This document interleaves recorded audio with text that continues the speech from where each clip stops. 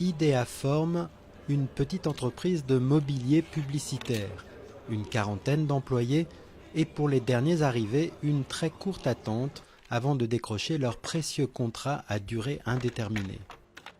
J'ai fait 2 mois d'intérim et après j'étais embauché et ça s'est super bien passé. Moi, je suis rentré Paris pour une mission de 4 heures à la base. Et puis, je suis resté. Donc, CDI au bout d'1 mois.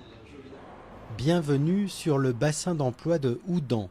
Dans cette bourgade des Yvelines et les 27 communes alentours, l'INSEE comptabilise depuis déjà de longues années un insolent taux de chômage, 4,7% seulement, le plus bas des quelques 321 zones d'emploi françaises.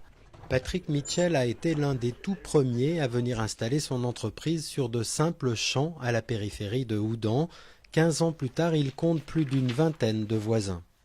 On a un maire et une communauté de communes qui donne aux entreprises de venir s'installer avec des logements sociaux, avec des prix attractifs, ce qui fait qu'aujourd'hui, la zone d'activité et la zone industrielle sont pratiquement remplies à ras-bord.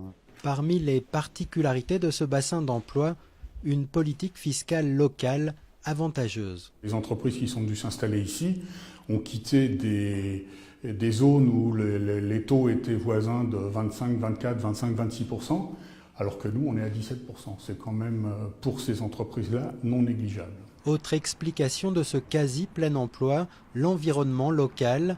La campagne à 1 heure de Paris, des entreprises de petite taille, tertiaires pour la plupart, un tissu de petits commerçants plutôt que des grandes surfaces, un écosystème urbain qui séduit.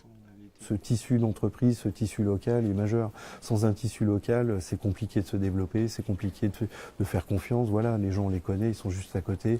On se côtoie, on va manger le midi ensemble, c'est aussi très agréable.